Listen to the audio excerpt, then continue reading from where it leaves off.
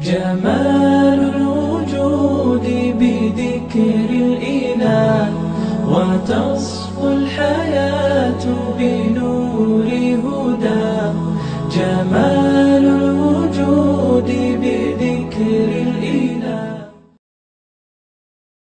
يضلل فلا هادي له وأشهد أن لا إله إلا الله وحده لا شريك له وأشهد أن محمدا عبده ورسوله أما بعد فإن خير الحديث كتاب الله وخير الهدي هدي محمد صلى الله عليه وسلم وشر الأمور محدثاتها وكل محدثة بدعة وكل بدعة ضلالة وكل ضلالة في النار. فأعوذ بالله السميع العليم من الشيطان الرجيم من همزه ونفثه ونفثه. والسابقون الأولون من المهاجرين والأنصار والذين اتبعوهم بإحسان رضي الله عنهم ورضوا عنه وأعد لهم جنات تجري تحت الأنهار خالدين فيها أبدا ذلك هو الفوز العظيم. رب اشرح لي صدري ويسر لي أمري واحلل عقدة من لساني يفقهوا قولي. رب زدني علما. اللهم اغفر لنا ما قدمنا وما أخرنا وما أسررنا وما أعلنا وما أسررنا وما أسرفنا وما أنت أعلم به منا أنت المقدم وأنت المؤخر وأنت على كل شيء قدير. اللهم انفعنا بما علمتنا وعلمنا ما ينفعنا وارزقنا علما ينفعنا. ربنا لا تزغ قلوبنا بعد إذ هديتنا وهب لنا من لدنك رحمة إنك أنت الوهاب. ربنا آتنا من لدنك رحمة وهيئ لنا من أمرنا رشدا. آپ حضرات اس بات سے بخوبی واقف ہیں کہ سنت کا لفظ جب بولا جائے تو اس کا اطلاق نبی صلی اللہ علیہ وسلم کی سیرت و کردار، آپ کے اخلاق اور آپ کے اطوار پر ہوتا ہے، اور اسی طرح سنت کے اندر صحابہ کرام کی زندگی اور ان کی سیرت و کردار کی خوشبو بھی داخل ہے. عمر بن خطاب رضی اللہ تعالی انہوں نے سنت کی تعریف کی السنۃ ما سنہ رسول اللہ صلی اللہ علیہ وسلم. سنت وہ ہے جسے نبی صلی اللہ علیہ وسلم نے جاری فرمایا، یعنی آپ صلی اللہ علیہ وسلم کی سیرت، آپ کی زندگی اور آپ کے معمولات، یہ سب سنت میں داخل ہیں. وَلَا تَجْعَلُوا خَطَأَ الرَّأْيِ سُنَّةً لِلْأُمَّةِ. دوسرا جملہ حضرت عمر رضی اللہ عنہ کا، رائے کی غلطی کو امت کے لیے سنت نہ بناؤ، دستور نہ بناؤ کہ رائے میں غلطی ہو سکتی ہے. اس لیے حضرت عمر بن عبد العزیز کا مشہور قول ہے لا رأی لأحد مع سنت سنہا رسول اللہ صلی اللہ علیہ وسلم. جو طریقہ نبی صلی اللہ علیہ وسلم نے پیش کیا، جو سیرت و کردار کی خوشبو نبی صلی اللہ علیہ وسلم نے دنیا والوں کے سامنے بکھیری ہے، اس کے اندر کسی کی کسی بات کا یا رائے کا اعتبار نہیں ہوگا. اسی لیے عمر بن عبد العزیز کا مشہور قول ہے جسے امام دارمی نے، اور یہ جتنے اقوال پیش کیے سب دارمی کے مقدمے میں کہتے ہیں سن رسول اللہ صلی اللہ علیہ وسلم وولاة الامور بعدہ سننا الاخذ بها اتباع لکتاب اللہ واستکمال لطاعت اللہ وتصدیق لکتاب اللہ ومن خالف واتبع غیر سبیل المؤمنین واللہ اللہ ما تولی واصلاح جہنم وساءت مصیرا. یعنی سنت کا لفظ جب بولا جائے تو اس سے نبی صلی اللہ علیہ وسلم کی زندگی کے ساتھ صحابہ کرام کی زندگی بھی داخل ہے، صحابہ کرام کی سیرت بھی داخل ہے. کہتے ہیں کہ رسول اللہ صلی اللہ علیہ وسلم نے سنتوں کو جاری فرمایا، ہدایت کی باتیں آپ نے بتائیں، اور آپ کے بعد ولاۃ الامور یعنی خلفائے راشدین نے بہت ساری چیزیں امت کے سامنے واضح کی اپنی زندگی میں، اپنی سیرت و کردار میں کہ آئینے میں، وہ تمام کے تمام سنت ہیں. لہذا نبی صلی اللہ علیہ وسلم کے طریقے پہ چلنا، خلفائے راشدین اور صحابہ کے طریقے پہ چلنا، یہ گویا اللہ کی کتاب کی اتباع ہے. کیوں؟ اس لیے کہ اللہ تعالیٰ نے نبی صلی اللہ علیہ وسلم کے بعد صحابہ کو معیار حق قرار دیا ہے. صحابہ کو من حیث الجماع اللہ تعالیٰ نے آئیڈیل اور نمونہ بنایا، فَإِنْ آمَنُوا بِمِثْلِ مَا آمَنْتُمْ بِهِ فَقَدِ اهْتَدَوْا وَإِنْ تَوَلَّوْا فَإِنَّمَا هُمْ فِي شِقَاقٍ۔ اگر یہ لوگ ایمان لائے، یہود و نصارہ مشرکین اور قیامت تک آنے والے سارے مسلمان اسی طرح ایمان لائے جس طرح صحابہ تم ایمان لائے ہو تو ان کو ہدایت ملے گی۔ اگر وہ اس سے بکھر گئے اور اس منہج سے ہٹ گئے تو فإنما هم فی شقاق، تو ہمیشہ شقاق میں ہوں گے۔ شقاق کے کئی معنی ہیں۔ نمبر 1 مشقت میں ہوں گے، تکلیف میں ہوں گے، بے چینی اور پریشانی میں ہوں گے، اختلاف میں ہوں گے، امن اور شانتی سے محروم ہوں گے، مشقت میں ہوں گے، اختلاف میں ہوں گے، فتنے اور بلاؤں کے شکار ہوں گے۔ اس لیے اللہ نے فرمایا فَإِنْ فَسَيَكْفِيكَهُمُ اللَّهُ، اللہ تعالیٰ آپ کے لیے کافی ہے ان تمام لوگوں کی طرف سے۔ یعنی اس میں اشارہ ہے کہ نبی صلی اللہ علیہ وسلم کی سنت پر اور صحابہ کرام کی سیرت پر اگر ہم زندگی گزاریں تو اللہ ہمارے لیے کافی ہے اور اللہ معاون ہے۔ اسی لیے جو حدیث ہے لا تزال طائفۃ من امتی ظاہرین الحق یا لا تزال طائفۃ منصورین الحق، میری امت میں ایک جماعت حق پر قائم رہے گی قیامت تک، آخری وقت تک، عیسیٰ علیہ السلام کے نزول تک یہ جماعت باقی رہے گی، اور قیامت کے قریب عیسیٰ علیہ السلام کے نزول کے بعد وہ جماعت عیسیٰ علیہ السلام کے ساتھ مل کر دشمنان اسلام سے قتال کرے گی، ایک جماعت حق پر قائم رہے گی۔ لہذا اس جماعت کی حقیقت اور اس جماعت کی خوبی یہی ہے جسے اللہ رب العالمین نے سورہ توبہ آیت نمبر 100 میں بیان فرمایا، والسابقون الاولون من المہاجرین والانصار والذین اتبعوهم بإحسان، سبقت کرنے والے ایمان میں اور عمل میں جو صحابہ کرام نے سبقت کی، چاہے وہ مہاجرین میں سے ہوں یا انصار میں سے۔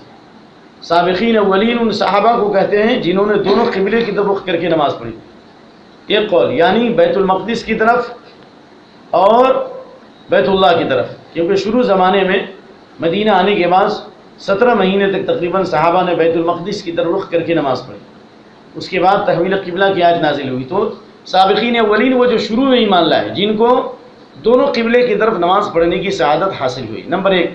نمبر 2 سابقین اولین کو کہتے ہیں جو صلح حدیبیہ سے پہلے ایمان لائے۔ تو یہ اللہ تعالیٰ نے ان کو معیار قرار دیا کہ یہ مہاجرین اور انصار اور جو ان کے نقش قدم پر چلیں گے، یعنی تابعین، تبع تابعین، اور اس کے بعد قیامت تک اخلاص کے ساتھ جو صحابہ کی پیروی کریں گے وہی اہل سنت۔ اللہ ان سے راضی ہو گیا اور وہ بھی اللہ سے راضی ہو گئے، یعنی اللہ تعالیٰ نے صحابہ کرام کے نقش قدم پر چلنے والے کو رضامندی کی سند عطا فرمائی ہے۔ یعنی اللہ کی رضامندی یہ جنت سے بھی بڑی نعمت ہے، اور یہ وہی جماعت ہے جو اہل سنت والجماعت ہیں، جو اہل الحدیث ہیں، جو سلفی ہیں، جو اہل الاثر ہیں، مختلف نام ہیں۔ اس لیے صحابہ کے طرز عمل پر اگر ہم زندگی گزاریں گے تو جنت سے بھی بڑی نعمت کا اللہ تعالیٰ نے وعدہ کیا۔ اللہ نے فرمایا کہ اللہ بھی ان سے راضی ہو گیا اور وہ بھی اللہ سے راضی ہو گیا۔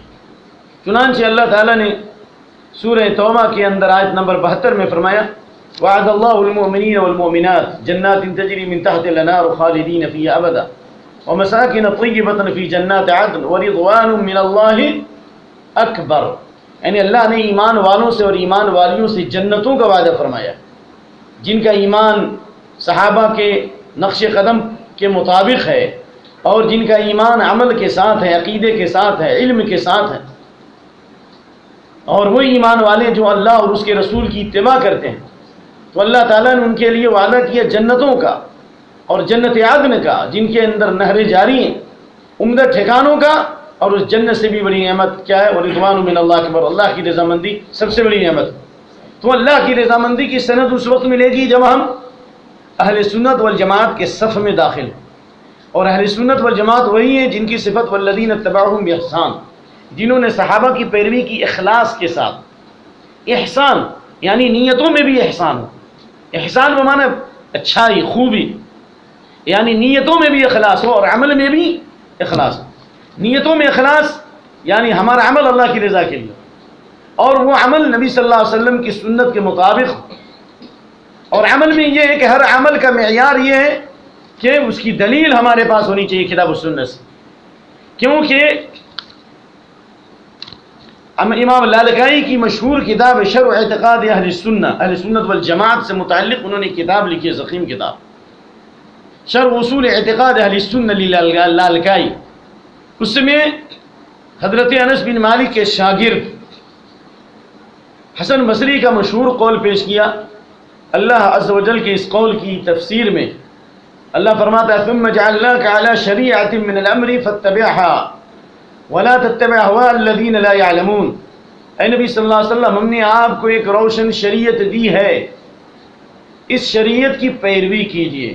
یعنی اللہ تعالیٰ نے نبی صلی اللہ علیہ وسلم کو بھی شریعت کی پیروی کا حکم دیا ہے۔ اس سے معلوم یہ ہوا کہ شریعت مکمل دین ہے، شریعت مکمل اسلام ہے، شریعت کے اندر عقائد، عبادات، معاملات، زندگی کے سارے امور داخل ہیں۔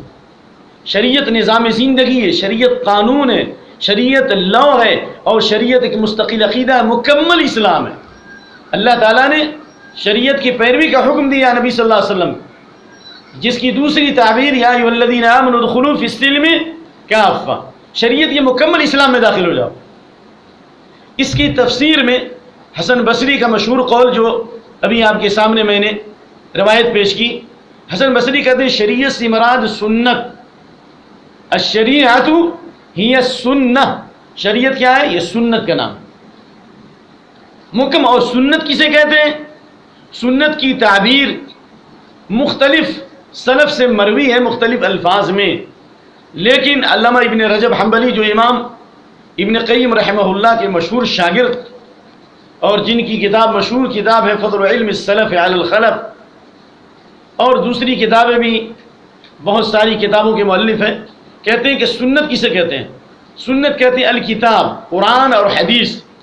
سنت سے مراد قرآن اور حدیث اور خلفائے راشدین کا طریقہ اور خیر القرون کے مسلمان جس نقش قدم پر تھے، یہ سب سنت میں داخل۔ اس لیے سنت کے موضوع پر جو کتابیں لکھی گئی، چاہے سنت امام احمد بن حنبل کی ہو، یا سنہ امام وکیع کی ہو، خلال کی ہو، یا سنہ ابن عاصم کی ہو، اس تمام کے اندر سنت میں ساری روایتیں، قرآن کی آیات، احادیث، صحابہ کے اقوال، یہ سب ہے۔ تو اہل سنت کا مطلب صرف سنت والے نہیں ہوا، بلکہ اہل سنت کا مطلب کیا ہوا؟ قرآن اور حدیث اور صحابہ کے نقش قدم پر چلنے والے۔ سمجھ میں آئی بات؟ یعنی جیسا کہ عمران بن حسین عبداللہ بن مسعود کی مشہور روایت خیر الناس قرنی یا خیر القرون قرنی، دونوں الفاظ ہیں، سب سے بہترین زمانہ میرا زمانہ، یعنی سب سے بہتر زمانے کے لوگ میرے زمانے کے لوگ ہیں۔ خیر القرن الذی بعثت فیہ، سب سے بہتر زمانے کے لوگ وہ ہیں جن میں میں بھیجا گیا۔ سب سے بہتر زمانہ میرا زمانہ، اس کے بعد تابعین کا، اس کے بعد تبع تابعین کا، یعنی 3 صدیوں کا زمانہ سب سے بہتر زمانہ ہے۔ ان 3 صدیوں میں اسلام کی حقانیت غالب تھی، شرک و بدعت مغلوب تھا، معصوم لوگ نہیں تھے، شرک و بدعت مغلوب تھا، باطل فرقے اپنے بالوں پر نکالنے کی کوشش کر رہے تھے، لیکن وہ غالب نہ آ سکے۔ اسلام خیر غالب تھا، لیکن خیر القرون کے بعد شر غالب آیا، فتنے اور بلاؤں کا نزول ہوا۔ اس لیے نبی صلی اللہ علیہ وسلم کی جو حدیث ہے اور جو اہل علم، دعات اور مبلغین ہمیشہ پیش کرتے ہیں کہ ہمیں پیچھے کی طرف جانا ہے، آگے کی طرف نہیں۔ ہمیں اگر آگے جانا ہے تو اس کے لیے روشنی ہم کو کہاں سے لینی ہوگی؟ پیچھے سے لینی ہوگی۔ کیوں؟ اس لیے کہ پیچھے جو لوگ گزرے ہیں وہ اللہ کے برگزیدہ لوگ تھے، نبوت کے زمانے سے قریب تر تھے، اور اللہ نے انہیں منتخب کیا تھا دین کی خدمت کے لیے، نبی کی صحبت کے لیے، اور اللہ نے ان کو فضیلت دی تھی کئی اعتبار سے۔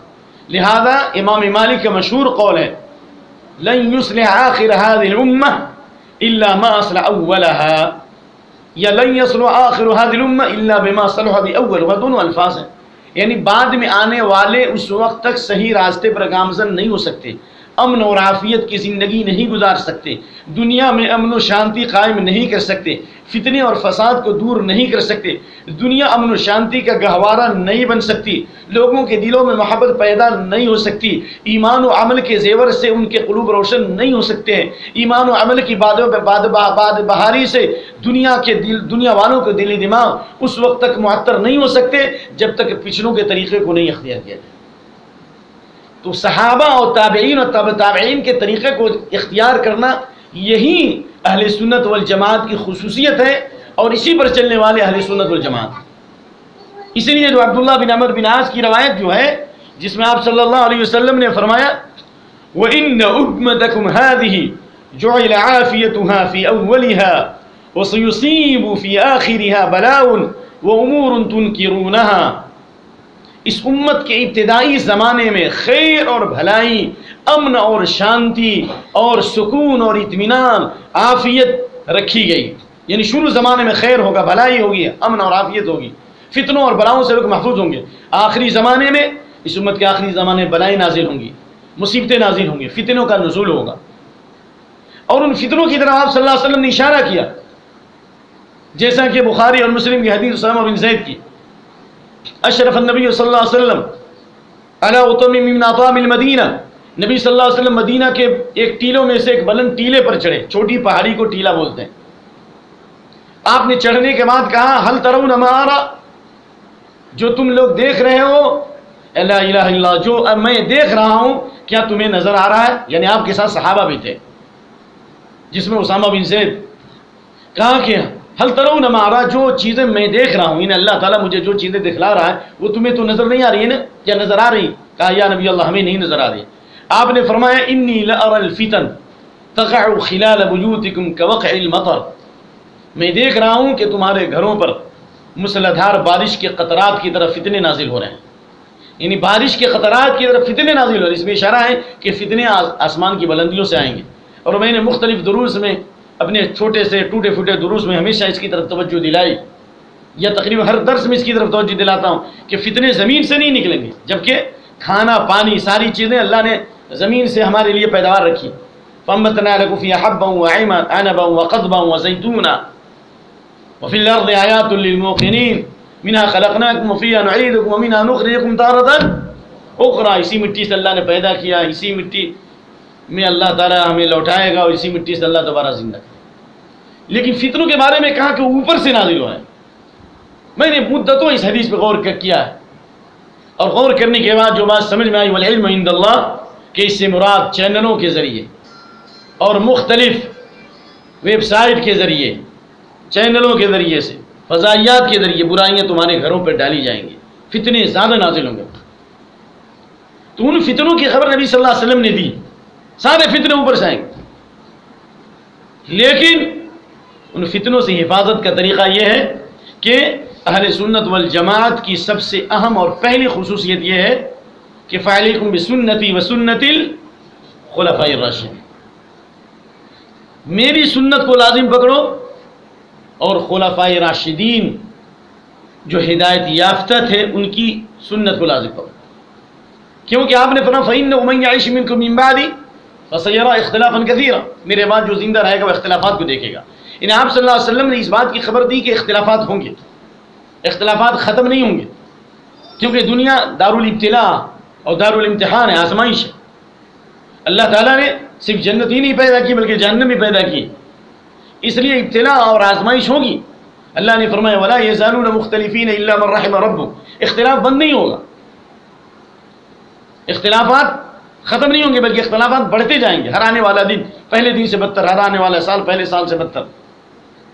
آپ نے فرمایا کہ میرے بعد اختلافات دیکھو گے، عقیدے میں اختلاف، عمل میں اختلاف، منہج کا اختلاف، مسلک کا اختلاف، سماج اور معاشرے کا اختلاف، ملک و قوم کا اختلاف، ظاہری طور پہ اختلاف، باطنی طور پہ اختلاف، وضو میں اختلاف، نماز میں اختلاف، غسل میں اختلاف، مردوں اور عورتوں میں اختلاف، گھروں، یعنی اختلافات خلاف اختلافاً کثیراً، کثیر، ہر طرف اختلاف۔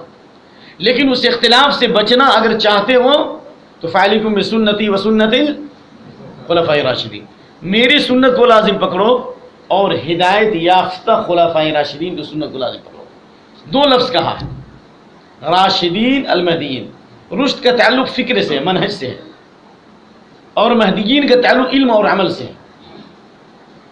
ہدایت میں علم اور عمل دونوں داخل ہے۔ والذی ارسل رسولہ بالہدی ودین الحق، اللہ نے رسول کو بھیجا ہدایت اور دین حق کے ساتھ، علم اور عمل کے ساتھ۔ اگر صرف ہدایت ہونا جائے تو اس میں علم اور عمل دونوں داخل، ہدایت الدلالہ، ہدایت الارشاد، ہدایت الدلالہ والارشاد، و ہدایت التوفیق والالہام۔ اس لیے یعنی صحابہ کرام خلفاء راشدین جن کی اتباع کو لازم پکڑو، جن کی فکر صحیح تھی، جن کے اندر حسن تصرف تھا، اس لیے بچے کو کہتے ہیں بچے کے حوالے مال مت کرو، وابتلوا اليتامى حتى اذا بلغوا النکاح فإن آنستم منهم رشدا، یتیم بچے کو مال مت دو، کیوں؟ اس لیے کہ وہ مال کو ضائع کر دے گا نا. ولا تؤتوا السفهاء أموالكم التي جعل الله لكم قياما، بیوقوفوں کو مال مت دو، بچوں کو مال مت دو، عورتوں کو پورا مال مت دو، کیوں؟ اس لیے کہ ان کی عقل نامکمل ہوتی ہے، ناقص ہوتی ہے. تو اللہ نے فرمایا کہ یہاں تک کہ فإن آنستم منهم رشدا، رشد پایا جائے. رشد کا مطلب حسن تھا، یعنی عقل صحیح کام کرے، صحیح فکر ہو، سمجھ صحیح ہو، حق اور باطل کی تمیز کرنا آسان ہو، اس کو کیا کہتے ہیں؟ رشد. تو صحابہ کی فکر بالکل صحیح تھی، ان کے خون میں، ان کے رگ و ریشوں میں قرآن و سنت کی روح تھی، نبی صلی اللہ علیہ وسلم کی صحبت تھی، اللہ نے ان کی تربیت کی تھی. اس لیے اگر تم بھی چاہتے ہو کہ تمہاری فکر صحیح ہو، تمہارا نظریہ صحیح ہو، تمہارا منہج صحیح ہو، تو خلفائے راشدین کے پیچھے چلو، آگے مت چلو. ان کے اخلاق کو اپناؤ، ان کے سیرت کردار کو اپناؤ، ان کے ایمان کو اپناؤ، ان کی زندگی کو پڑھو. تو خلفاء اور مہدیین ہدایت یعنی علم اور عمل والے، لہذا صحابہ کے منہج پہ چلنا ہے تو علم بھی حاصل کرنا پڑے گا اور علم کے مطابق عمل کرنا پڑے گا. اس لیے کہ سورۃ الفاتحہ جو قرآن کی سب سے پہلی سورت، نزول کے اعتبار سے نہیں بلکہ مصحف کی ترتیب کے اعتبار سے سب سے افضل سورت میں اللہ نے 3 گروہوں کا تذکرہ کیا ہے. نمبر 1 انعام یافتہ گروہ، نمبر 2 مغضوب علیہ، نمبر 3 گمراہ. انعام یافتہ گروہ یہ انبیاء، صدیقین، شہداء و صالحین ہیں. انبیاء کے بعد جو انعام یافتہ گروہ ہے، جس وقت یہ آیت نازل ہوئی اس وقت جن پر اللہ کا انعام ہوا اس سے مراد صحابہ ہیں، اس میں خلفائے راشدین. اس لیے بعض اہل علم نے حضرت عمر بن حضرت ابو بکر صدیق رضی اللہ عنہ کی خلافت کو اس آیت سے ثابت کیا ہے. حضرت ابو بکر خلیفہ ہوں گے، دلیل اسی آیت سے، صراط الذین انعمت. کیسے؟ اس لیے کہ تفسیر القرآن کی تفسیر کا سب سے بہتر طریقہ کیا؟ تفسیر القرآن بالقرآن، تفسیر القرآن بالسنہ، تفسیر القرآن باقوال الصحابہ، تفسیر القرآن باقوال التابعین. ٹھیک ہے نا؟ تو قرآن کی تفسیر قرآن سے. تو اللہ تعالیٰ نے فرمایا کہ ان لوگوں کا راستہ جن پر تو نے انعام کیا، انعام یافتہ گروہ سے مراد صحابہ ہیں، کیونکہ جس وقت یہ آیت نازل ہوئی اس وقت انعام یافتہ گروہ کون تھا؟ صحابہ. اور مغضوب علیہم جن پر اللہ کا غضب نازل ہوا یہود تھے اس وقت. اور تیسرا گروہ کون تھا؟ نصارہ. انعام یافتہ گروہ کی خصوصیت یہ کہ ان کے پاس علم تھا اور علم کے مطابق عمل بھی کیا. مغضوب علیہم یہودیوں کے اوپر اللہ کا غضب نازل ہوا اس لیے کہ علم تو ان کے پاس بہت زیادہ تھا اور علم کے وسائل بھی تھے، لیکن انہوں نے علم کے مطابق عمل نہیں کیا. فلما زاغوا ازاغ اللہ قلوبہم، اللہ نے ان کے دلوں کو ٹیڑھا کر دیا، اللہ نے ان پر لعنت کی. اور عمل نہیں کیا تو وجعلنا قلوبہم قاسیہ، اللہ نے ان کے دلوں کو سخت کر دیا. اور علم کے مطابق عمل نہیں کیا تو القینا بینہم العداوۃ والبغضاء الی یوم القیامہ، قیامت تک اللہ تعالیٰ نے ان کے دلوں میں عداوت اور بولیے دشمنی پیدا کی. علم کے مطابق عمل نہیں کیا، فتنہ اور فساد برپا کیا، اللہ کی کتاب کا مذاق اڑایا، اللہ کی کتاب میں تحریف کی. اللہ نے توریت دیا تھا، انہوں نے ایک نئی کتاب بنا لی تلمود، اللہ کی کتاب میں چینجنگ کرنے لگے. تو اللہ تعالیٰ نے قیامت تک ان کے بارے میں فرمایا وَإِذْ تَأَذَّنَ رَبُّكَ لَيَبْعَثَنَّ عَلَيْهِمْ إِلَى يَوْمِ الْقِيَامَةِ مَنْ يَسُومُهُمْ سُوءَ الْعَذَابِ. قیامت تک اللہ تعالیٰ نے ان پر غضب نازل کیا، فَبَاءُوا بِغَضَبٍ عَلَىٰ غَضَبٍ، اور قیامت تک اللہ ظالم و جابروں کو ان پر مسلط کرے. سب سے بڑی وجہ یہی ہے کہ علم تھا لیکن عمل، اور علم ہو اور عمل نہیں ہو تو اس کا سب سے پہلا نقصان ہے کہ نیت میں فساد ہوتا ہے، یاد رکھیے. اور دین نیت کا فساد عمل کا فساد ہے، لہذا اللہ کا غضب نازل ہوا. اور نصارہ گمراہ اس لیے ہوئے کہ انہوں نے عمل تو بہت کیا لیکن علم حاصل نہیں کیا. تو اللہ تعالیٰ نے انعام یافتہ گروہ کی تعریف فرمائی وَمَن يُطِعِ اللَّهَ وَالرَّسُولَ فَأُولَٰئِكَ مَعَ الَّذِينَ أَنْعَمَ اللَّهُ عَلَيْهِمْ مِنَ النَّبِيِّينَ وَالصِّدِّيقِينَ وَالشُّهَدَاءِ وَالصَّالِحِينَ. جس نے اللہ اور اس کے رسول کی اتباع کی. کیسے اتباع؟ پڑھا، سمجھا، عمل کیا، صرف زبانی دعویٰ نہیں کیا. بہت سارے لوگ فرض نماز پڑھتے ہیں اور سنت سے نکل جاتے ہیں. یہ لوگ خلفائے راشدین کے طریقے پہ نہیں ہے جو فرض نماز پڑھ کے سنت چھوڑ دے، وتر چھوڑ دے. میں آپ سے پوچھتا ہوں کیا وہ اہل سنت میں ہو سکتے؟ نہیں ہو سکتے. سنت میں نبی صلی اللہ علیہ وسلم پوری زندگی داخل ہے، صحابہ کے عمل. مجھے ایک ضعیف حدیث پیش کرو صحیح نہیں.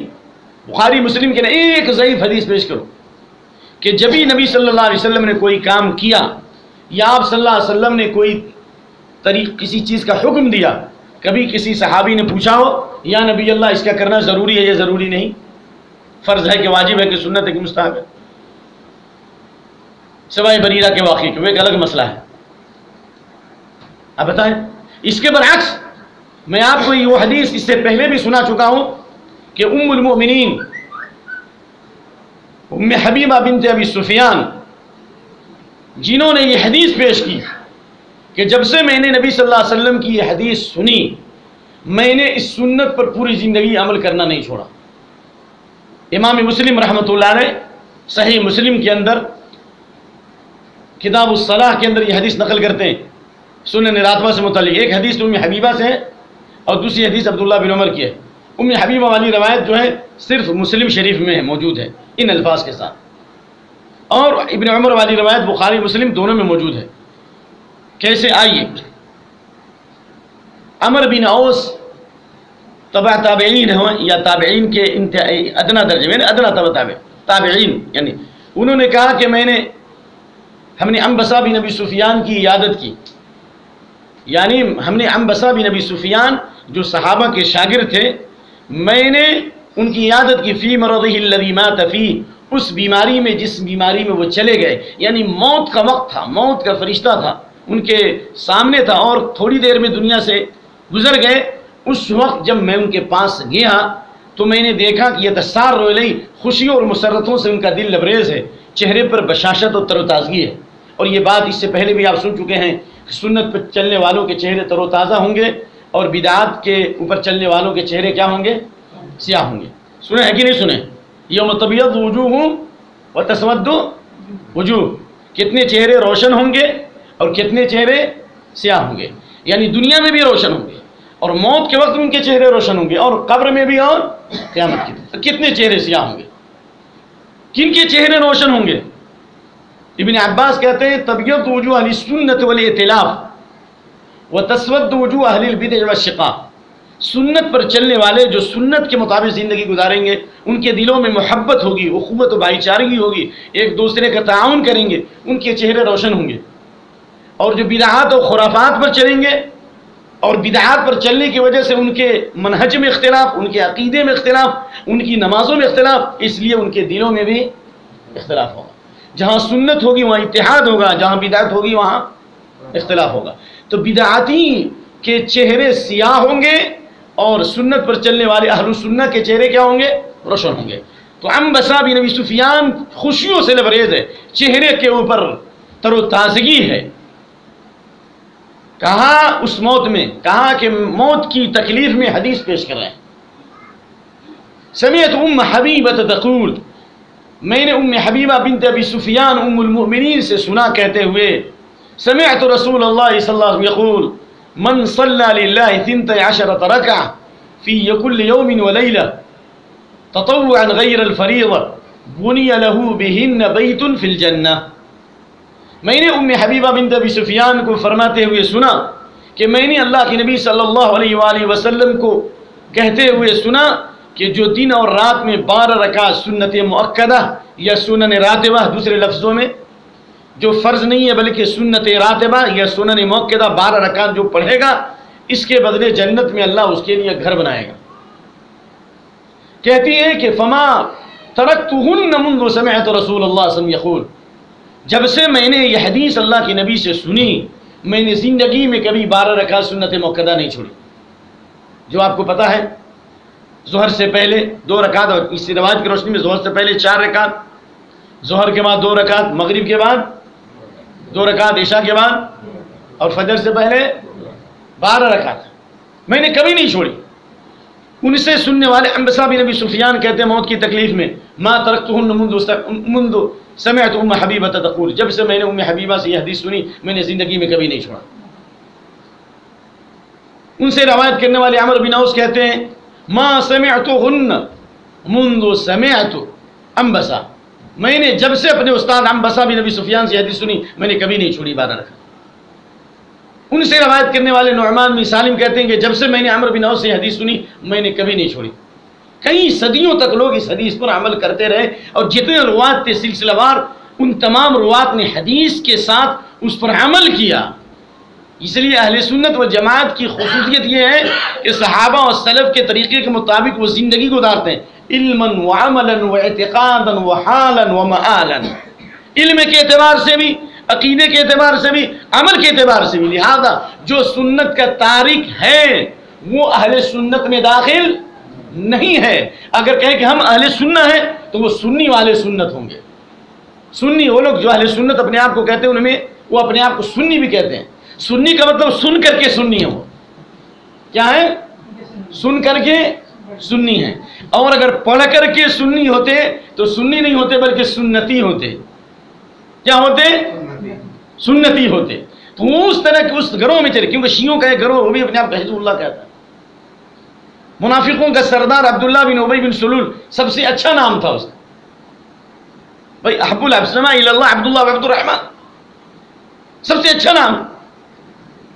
اور صحابہ میں بھی کبار صحابہ علم والے عبداللہ بن عباس، عبداللہ بن زبیر، عبداللہ بن عمر، عبداللہ بن عمر بن عاص، اور ان سب سے پہلے عبداللہ بن، سب کے نام عبداللہ تھے۔ تو نام بدلنے، نام سے نہیں بلکہ کام سے انسان کے حالات بدلتے۔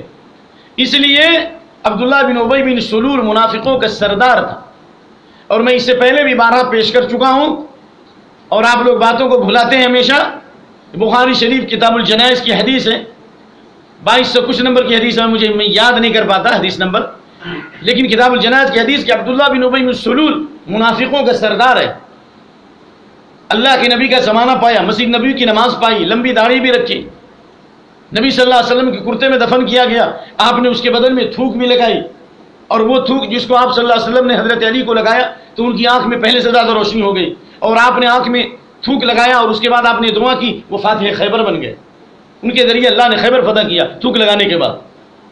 حضرت قتادہ کی آنکھ نکل گئی تھی، آپ صلی اللہ علیہ وسلم نے بسم اللہ کر کے لگایا، قتادہ کی آنکھ درست ہو گئی اور پہلے سے زیادہ روشنی ہو گئی، لیکن نبی صلی اللہ علیہ وسلم مبارک تھوک اس کے بدن پہ لگا۔ کیسے؟ سنیے، اتى النبي صلى الله عليه وسلم على عبد الله بن ابي بن سلول بعدما دفن فخرج من قبره والبسه خميثه ونفذ من ريقه۔ آپ صلی اللہ علیہ وسلم نے عبداللہ بن ابی بن سلول کو قبر سے نکالا اور آپ نے اپنی قمیص پہنائی، کیونکہ اس نے نبی صلی اللہ علیہ وسلم کے ساتھ احسان کیا تھا کہ آپ صلی اللہ علیہ وسلم کے چچا عباس جب غزوہ بدر میں پکڑ کے لائے گئے تو اس نے اپنی قمیص دی تھی، اس لیے آپ نے اسے احسان کے بدلہ دنیا میں چکا دیا، آپ نے اپنی قمیص دی اور آپ نے اپنا تھوک بھی لگایا، اور آپ نے اس کے لیے نماز جنازہ بھی پڑھی جیسا کہ صحیح روایت۔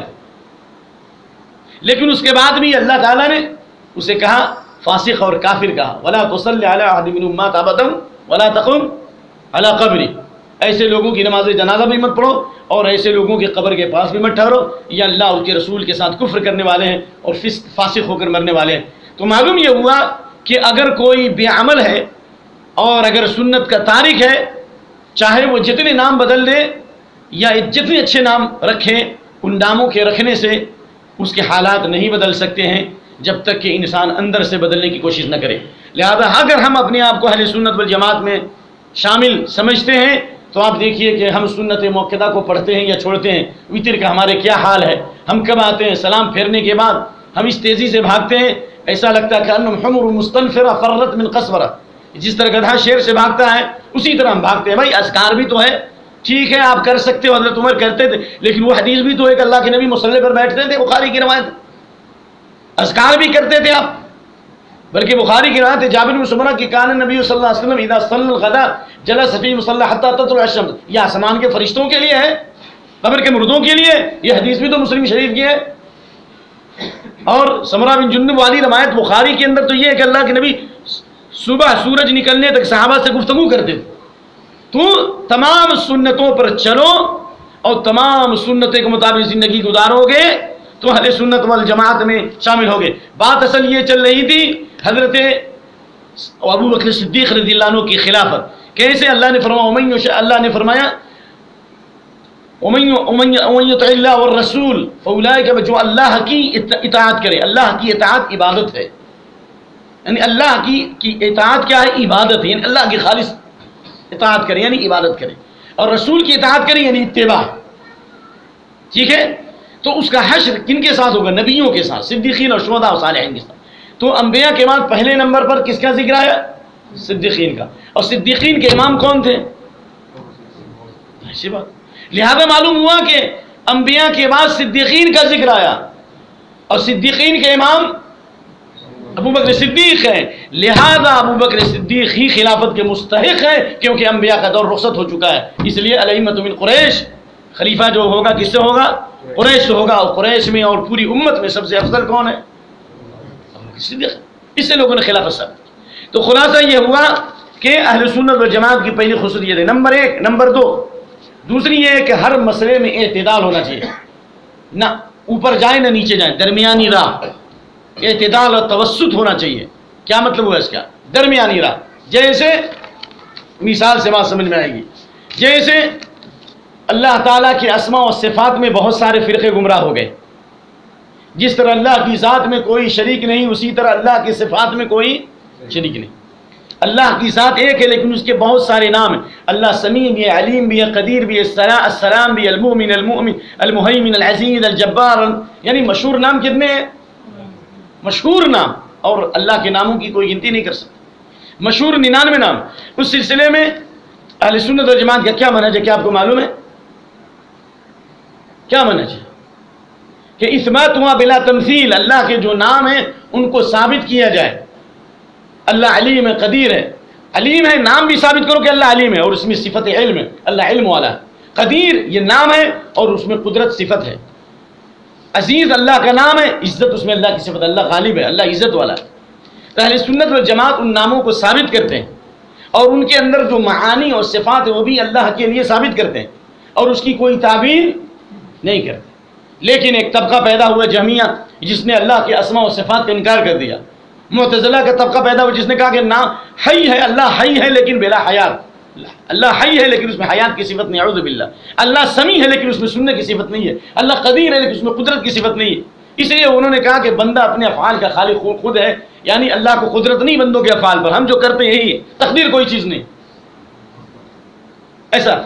اور ایک طبقہ پیدا ہوا مرجئہ کا جس نے کہا بس بس بس بس صرف ایمان لے آؤ، کہو کہ ہم ایمان لے آئے، دل میں یقین رکھ لو کافی ہے. یعنی دل میں یقین رکھ لینا بس کافی، عمل کی ضرورت نہیں ہے.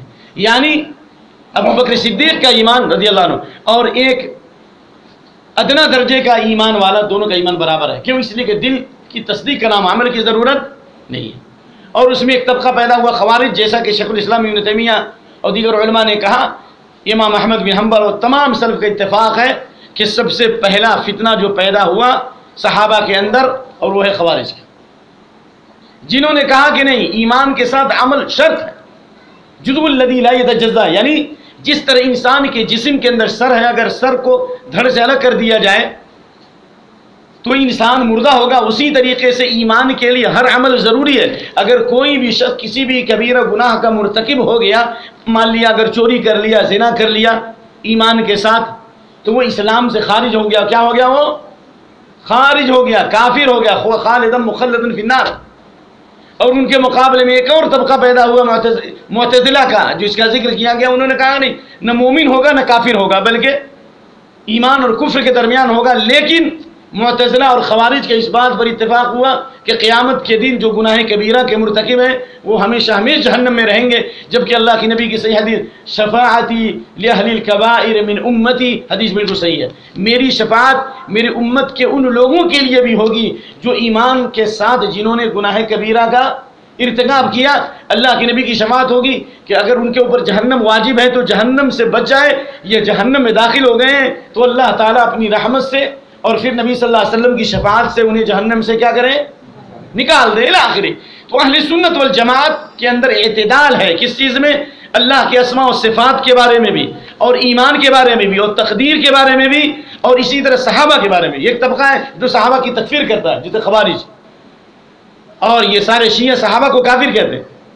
اور ایک طبقہ ایسا ہے جو کہتے ہیں صحابہ معصوم عن الخطا تھے، ہم صحابی. اور ایک طبقہ ایسا ہے جو کہتا ہے اصحابی کالنجوم، میرے صحابہ ستاروں کے مانند ہیں. حدیث موضوع ہے، باطل ہے. یہ کسی ایک صحابی کی پیروی کر لو بس کافی ہے.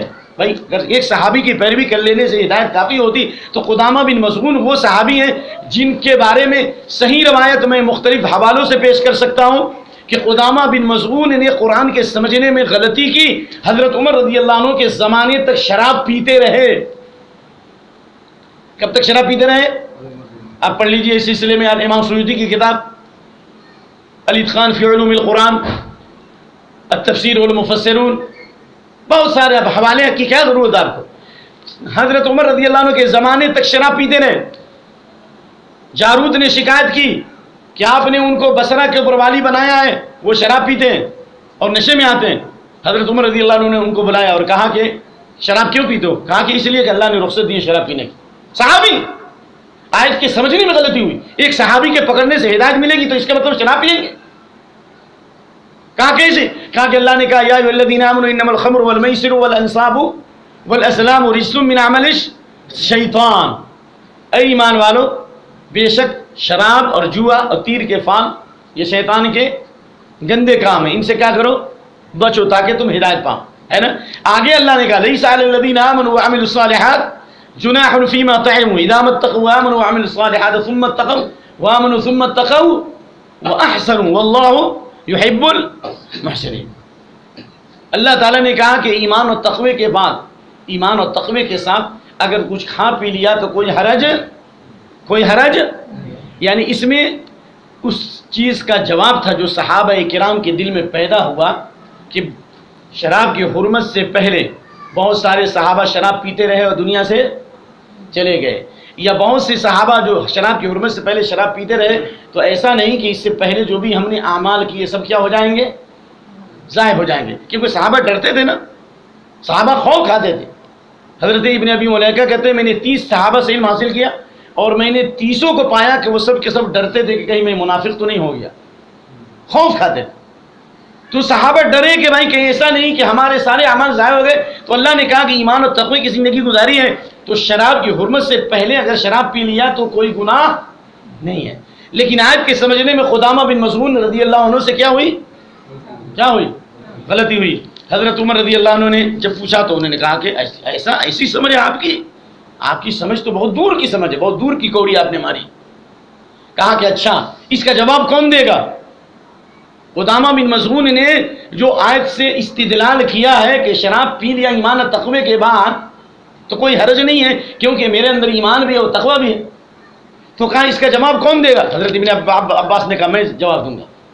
ابن عباس نے 2 لفظ میں بات ختم کی کہ انما انزلت هذه الآية عذرا للماضين یعنی وحجتا علی الباقین۔ سبحان اللہ، یعنی اللہ نے یہ آیت نازل کی ہے گزرے ہوئے لوگوں کے عذر کو قبول کرنے کے لیے، یعنی جو لوگ گزر گئے ہیں اللہ تعالیٰ نے انہیں معاف کر دیا، اور جو باقی لوگ ہیں یعنی جو باقی ہیں شراب کی حرمت کے بعد ان کے اوپر حجت ہے، اگر وہ شراب پئیں گے تو دنیا میں بھی سزا ملے گی، ان کو کوڑے مارے جائیں گے، اور آخرت میں سزا ملے گی کہ جنت کی شراب اللہ تعالیٰ انہیں نہیں پلائے گا۔ حضرت عمر نے کہا رضی اللہ عنہ کہ یہی بات میں نے بھی سمجھی ہے، لہذا حضرت عمر نے کہا کس سے؟ قدامہ بن مظعون سے، اما انک لو آمنت واتقیت مع شربت الخمر، اگر تم ایمان اور تقوی اختیار کر لیتے تو یہ ایمان اور تقوی تم کو شراب سے روک دیتا۔ تو یہ صحابہ کا فہم من حیث الجماع، لیکن کسی ایک صحابی کو پکڑ لو تو ہدایت مل جائے گی، یہ حد اعتدال سے تجاوز کر گئے۔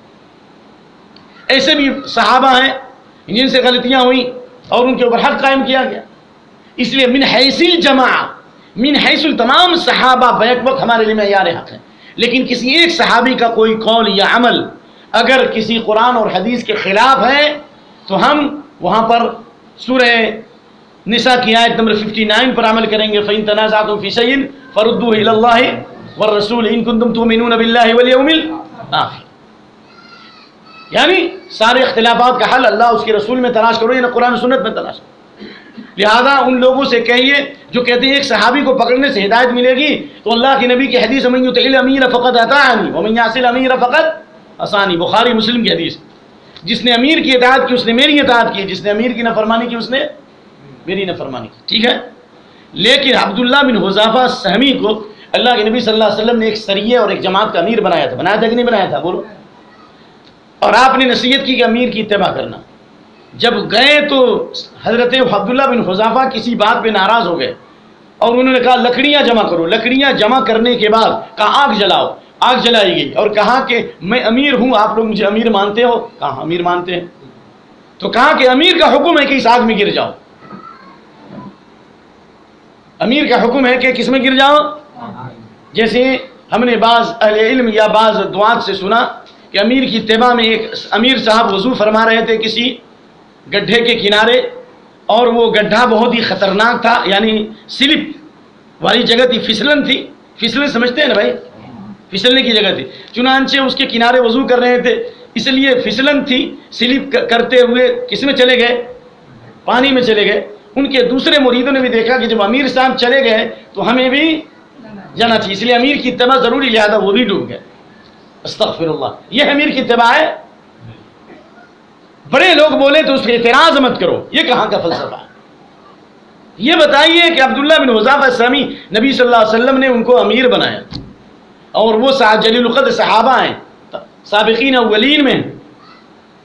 اس لیے سارے صحابہ نے کہا کہ ہم اس آگ میں نہیں جائیں گے. کیوں؟ اس لیے کہ ہم اسی آگ سے بچنے کے لیے تو نبی صلی اللہ علیہ وسلم کے دامن میں پناہ لی, اسلام کی دعوت قبول کی, نبی کی سنت پر عمل کیا.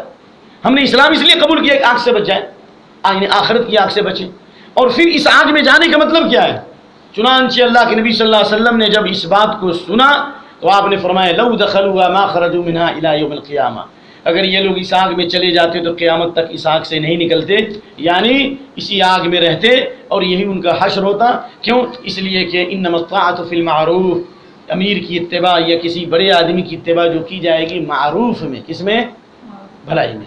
تو صحابی کی اتباع بھی کرنی ہے, لیکن صحابی کی اتباع نبی صلی اللہ علیہ وسلم کی اتباع کے ساتھ ہے. لہذا صحابہ کے بارے میں اہل سنت والجماعت کا جو منہج یہ ہے, صحابہ سب کے سب عادل ہیں اور صحابہ متقی پرہیزگار ہیں, لیکن کسی ایک صحابی کا قول اور فعل قرآن اور حدیث کے خلاف ہو جائے تو ہم اس جگہ پر کس حدیث, قرآن اور حدیث کو مقدم کریں گے, صحابی کے قول و فعل کو مقدم نہیں کریں گے. جن لوگوں نے کہا کہ ایک صحابی کی بات لے لو ہدایت پا جاؤ گے, انہوں نے دسیوں صحابہ کی حدیثوں کو چھوڑ دیا اور ظلم کیا. ان کی کتابیں موجود ہیں اور کہتے ہیں کہ نہیں فلاں حضرت ابو ہریرہ غیر فقیہ صحابی ہیں, انس بن مالک غیر فقیہ صحابی ہیں, اعوذ باللہ, اور ان کی حدیث کو چھوڑ دیا.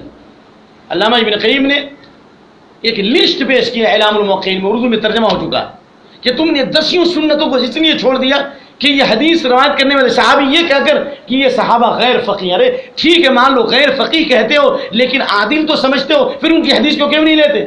کیا انہوں نے اپنی طرف سے کہا ہے؟ سمجھ میں آئی بات؟ ابو ہریرہ کو غیر فقیہ کہا, کیا کہا؟ غیر فقیہ کا, اعوذ باللہ. ان کی کتابیں بڑی بڑی ہیں, اس لیے ابو ہریرہ رضی اللہ عنہ نے حدیث نقل کی طہور اناء احدکم اذا ولغ فیہ الکلب ان یغسلہ 7 مرات, حدیث مسلم شریف کی, کہ کتا کسی برتن میں منہ ڈال دے تو اس کو کئی مرتبہ دھو؟ 7 مرتبہ مٹی سے. وَعَفِّرُوا الثَّامِنَةَ بِالتُّرَابِ, اور 7 مرتبہ پانی سے اور 8ویں مرتبہ مٹی سے. ٹھیک ہے, تو ابو ہریرہ رضی اللہ عنہ کی حدیث چھوڑ دی. اور ابو ہریرہ رضی اللہ عنہ کی حدیث کے مقابلے میں ایک فتویٰ ہے جو ضعیف ہے سند کے اعتبار سے. ابو ہریرہ رضی اللہ عنہ کی رائے کیا تھی کہ 3 مرتبہ بھی برتن کو دھونے سے کام چل جائے گا. غیر فقیہ کہہ کر حدیث کو چھوڑ دیا, ان کی روایت کردہ حدیث کو چھوڑ دیا جو مسلم شریف میں اور حدیث کی تمام مشہور کتابوں میں موجود ہے. لیکن جھوٹے کو حافظہ نہیں ہوتا, درو گورا حافظہ نشبت, جھوٹے کا حافظہ ہی نکل جاتا ہے. حدیث کو چھوڑ دیا, لیکن ابو ہریرہ کے فتوے پر عمل کیا یہاں پر, کہ ابو ہریرہ رضی اللہ عنہ کہتے ہیں کہ اگر 3 مرتبہ بھی پانی سے دھو دیا جائے تو کام چل سکتا ہے. یہ سکتا کیا ہے؟ کہاں سے رہا ہے سکتا؟ یہ سکتا قرآن میں تو اللہ نے مختلف جگہوں پہ سکتا, یہ سکتا کہاں سے آ گیا؟ یہ کوئی مذہب ہے؟ تو یہ بتانا یہ ہے کہ اہل سنت والجماعت کا عقیدہ صحابہ کے بارے میں کہ من حیث الجماعت صحابہ ہدایت یافتہ ہیں, لیکن معصوم عن الخطا نہیں ہے. کسی ایک صحابی کا کوئی قول اگر ہے تو ہمارے لیے حجت اس وقت تک نہیں ہوگا جب تک کہ اس کے اوپر قرآن و سنت کی مہر نہیں لگی ہو. اس لیے حضرت ابوبکر صدیق رضی اللہ عنہ نے خلیفہ بننے کے بعد کہا ان احسنت فاعینونی وان اسأت فقومونی, اگر میں اچھا کام کروں تو میری مدد کرو, اور اگر مجھ سے غلطی ہو تو مجھے کیا کر دو؟ سیدھا کر دو. ٹھیک ہے. اسی طرح اہل سنت والجماعت کی خصوصیت یہ ہے دنیا کی زندگی کے بارے میں ان کا عقیدہ وسط ہے. کیسے؟ سب سے پہلے یہ جانیے کہ دنیا کے بارے میں 3 گروہ ہیں. ایک گروہ دنیا ہی کو مقصود زندگی سمجھتا ہے, ما هي الا حیاتنا الدنیا، تعیس عبد الدینار و دینار و درہم کے بندے ہلاک ہو گئے، روپیے پیسے کے بندے ہلاک ہو گئے، کاروبار کے بندے ہلاک ہو گئے۔ کیا مطلب؟ یعنی جو کاروبار کو ہی مقصود زندگی بنا لے اور ان کو پیسے سے ہی سکون ملے، جب تک وہ پیسہ نہیں گنتے ہیں ان کو سکون نہیں ہوتا۔ یہاں تک کہ بعض لوگوں کو کہا گیا جو آدمی کو جس چیز کا نشہ ہو جاتا ہے وہ نشہ نہیں اترتا۔ مثال کے طور شراب کا نشہ ہے 2 گھنٹے میں ختم ہو جاتا ہے، لیکن روپیے اور پیسے کا ایسا نشہ ہے جو اترتا نہیں ہے۔ اور حدیث انس بن مالک، اللہ کے نبی صلی اللہ علیہ وسلم کی حدیث ہے، اگرچہ اس پر تھوڑا سا کلام ہے، بعض علماء نے اس کی توثیق کی اور بہت ساری صحیح حدیث سے تائید ہوتی ہے۔ آپ نے فرمایا انتم اليوم علی بینۃ من ربکم، آج تم لوگ اللہ کی واضح روشنی میں ہو، ہدایت پر۔ کیوں؟ تامرون بالمعروف وتنہون عن المنکر، بھلائی کا حکم دیتے ہو، برائی سے روکتے ہو، ٹھیک ہے؟ وتجاہدون فی سبیل اللہ، اللہ کی راہ میں جہاد بھی کرتے ہو، ٹھیک ہے؟ اور کہا کہ ان قریب ستحولون عن ذلک، ان قریب تم اس سے پھر جاؤ گے۔ کب؟ یظہر فیکم السکرتان، سکرت الجہل و سکرت حب العیش، جہالت کا نشہ آئے گا۔ دین تعلیم علم کے مقابلے میں جہالت کو دین سمجھ لو گے، قرآن و سنت کے مقابلے دنیا میں علم کو علم سمجھو گے، جہالت کا نشہ آ جائے گا، اور دنیا کی آرام طلبی کا، دنیا کی محبت کا، روپیے اور پیسے کا نشہ ہوگا۔ جس آدمی پر دنیا کا نشہ طاری ہو جاتا ہے وہ نشہ اترتا نہیں ہے۔ پھر اللہ کے نبی نے اس حدیث میں بقیہ چیزیں بتائیں۔ تو یہ دولت اور پیسے کا جو نشہ ہے کہ وہ انسان کو اس کے بغیر سکون نہ ملے جب تک پیسے، یہاں تک کہ بعض لوگوں کی تنخواہیں بہت زیادہ تھی، تنخواہ نہ بند ہو گئی یا کاروبار ٹھپ ہو گیا، بہت ساری بیماریاں آ گئی، اور جیسے ہی اس کو گڈی دے دی گئی۔ میں نے دیکھا ہے ہمارے ایک مدرسے کے اندر ادھر جو ایک ذمہ دار تھے، اچانک وہ کروڑوں اور ارب روپیہ گنتے تھے، لیکن اچانک ان سے عہدہ لے لیا گیا تو بیمار پڑ گئے، بہت سارے ڈاکٹروں کے پاس گئے، اچھے نہیں ہوئے، پھر ان کو دوبارہ اس عہدے پر ڈالا گیا، یعنی اس عہدے پر ان کو لایا گیا اور اسی طرح گڈی دی گئی گننے کے لیے۔ میں نے اپنی آنکھوں سے دیکھا ہے، بیماری ٹھیک ہو گئی۔ تو یہ بہت بڑا نشہ ہے۔ شراب کا نشہ 2 گھنٹے میں، لیکن دولت کا نشہ، پیسے کا نشہ اترتا نہیں ہے۔ جس کو پیسے سے سکون ملے، دکان سے سکون ملے، کاروبار، پیسہ پیسہ، ریال ریال ریال پہ خیال بدلے، تو اللہ کے نبی نے اس کے لیے بد دعا کی ہے۔ یہ پہلے نمبر کے دنیا دار ہیں، قارون والے لوگ ہیں، قارون کی جماعت ان کا حشر ہوگا، جس نے کہا کہ دنیا ہی سب کچھ ہے۔ اللہ کے نبی نے بد دعا فرمائی، تعیس عبد الدینار و درہم، دینار و درہم کے بندے ہلاک ہو جائیں۔ کیا مطلب ہوا اس کا؟ روپیہ پیسے کے بندے ہلاک ہو جائیں۔ کوئی روپیہ کو سجدہ کرتا نہیں کرتا سجدہ، یعنی اسی کو مقصود زندگی سمجھتا ہے، اسی سے حالات بدلیں گے۔ تعیس عبد الدینار، تعیس عبد الخمیل، تعیس عبد الخم، چادر کے بندے، صوفہ سیٹ کے بندے، بلڈنگ کے بندے، مکانات کے بندے ہلاک ہو جائیں۔ ان اعطی رضی، اگر پیسہ مل جائے تو بہت خوش، پیسہ نہیں ملے تو ناخوش، کہیں کہ اللہ تعالیٰ غریبوں کی نہیں سنتا۔ یہ پہلے نمبر کے۔ اور دوسرے نمبر کے وہ لوگ ہیں جو کہتے ہیں کہ دنیا سے فائدہ اٹھانا ہی نہیں ہے، جیسے امام غزالی وغیرہ نے کہا کہ انسان کی اعلیٰ ترین بزرگی ہے کہ انسان جنگلوں میں نکل جائے اور وہ صحراؤں میں نکل جائے اور وہیں پر درختوں کے پتوں کو کھا کے زندگی گزارے اللہ کی عبادت میں، یہی سب سے بڑا تقویٰ ہے۔ غلط ہے۔ اس لیے بہت سارے ابراہیم بن ادہم اور دوسرے لوگوں کے بارے میں کہا کہ انہوں نے 16 سال، کسی نے 20 سال جنگل میں زندگی گزاری، یہ تو بالکل سنیاسی ہے عیسائیوں کی طرح سے۔ لا رحمانیت فی الاسلام۔ اہل سنت والجماعت کا منہج یہ ہے دنیا میں رہو لیکن اس طرح گویا کہ تم کشتی میں سوار ہو۔ کشتی پانی پہ چلتی ہے لیکن پانی میں نہیں چلتی۔ کشتی کہاں چلتی ہے؟ پانی پر چلتی ہے لیکن پانی میں نہیں چلتی۔ اگر پانی میں چلے تو کشتی ڈوب جائے، کشتی میں پانی ڈال دو تو کشتی ڈوب جائے۔ ہمیں دنیا پہ زندگی گزارنا ہے، دنیا میں نہیں گزارنا ہے۔